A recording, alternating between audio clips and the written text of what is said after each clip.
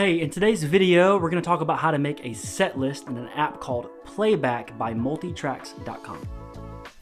Now, this app can do all kinds of crazy cool stuff. It can automate Pro Presenter slides. You can have two machines like a MacBook and an iPad remote connected to one another. You can upload your own songs to it. But those are all for future videos I'll make down the road. In this video, we're going to cover the nuances of making a set list inside of Playback, work through transitions, talk about how the pad play works, all that stuff using purchased content from multitracks.com. This app has been super helpful for me, for my team, and I think it could be helpful for your team too.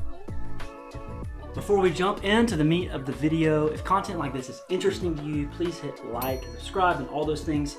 And I would love to hear in the comments if you use Playback by Multitracks or if you use Ableton Live and are thinking about switching.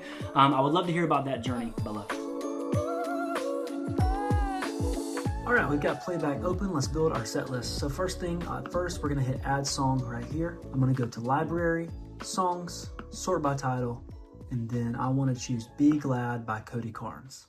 Once that pulls up here, I want to make sure it's in the key of B, which it is. For this example, I'm going to have all the tracks in just so we can hear what's going on. And then I like to add this 5-second fade out option. And then for the pad player, I like to send it to intro, outro only. That means the pad will come in during the intro of the song and the outro of the song, but will turn off for the rest of the song. I'm going to hit add and it will load up. You'll see the audio loading up there. For my next song, I want to add Hope of the Ages. And for that one, I'll just search it to show you what that looks like. Hope of the Ages. This is the one I want. Hope of the Ages by Hillsong Worship. The key of B, which I want, all the tracks, and then again, 5-second fade out. Let's do intro, outro only, and I don't like the sound of this default pad it comes with, so let's click this.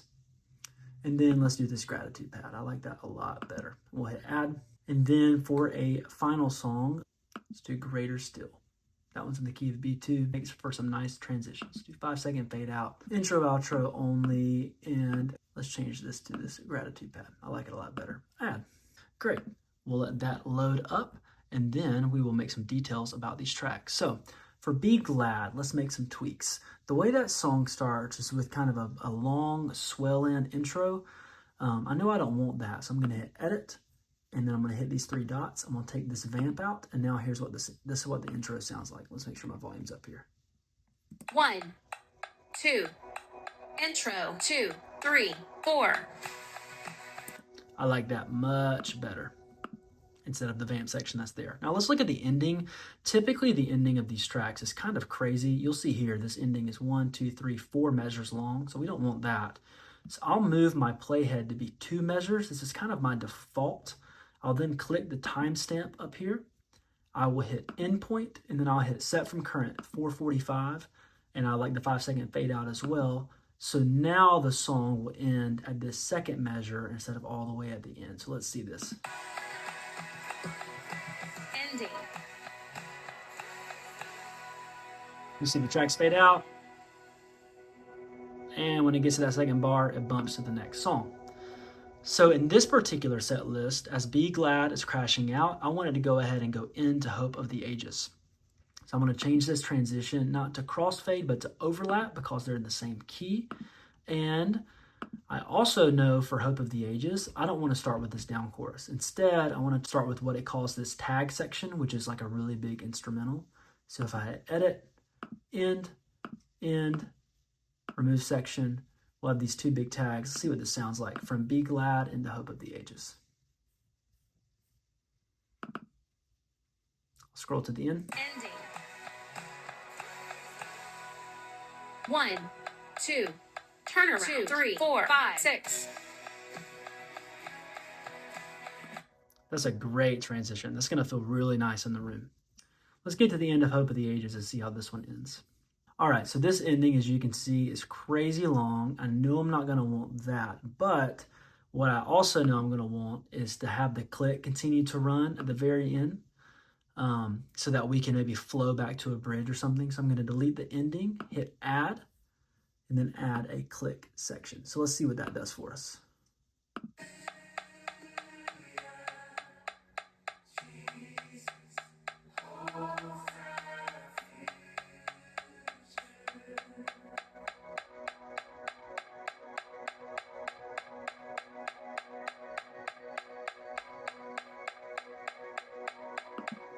So So that feels really nice. What I'd like to do to go kind of one detail further is I would like the pad player to turn on and up at this bridge section, because it should be, yeah, it's not on there. So when this bridge section starts, I'd like the pad player to come on. So I'm going to hit Edit, Automation, Add, and I want this automation to take the place over, let's say 6 beats. That's one measure. And then I'm going to turn on the pad player. And I'm actually going to have the volume of the pad player come up quite a bit. So let's test that automation out. Bridge.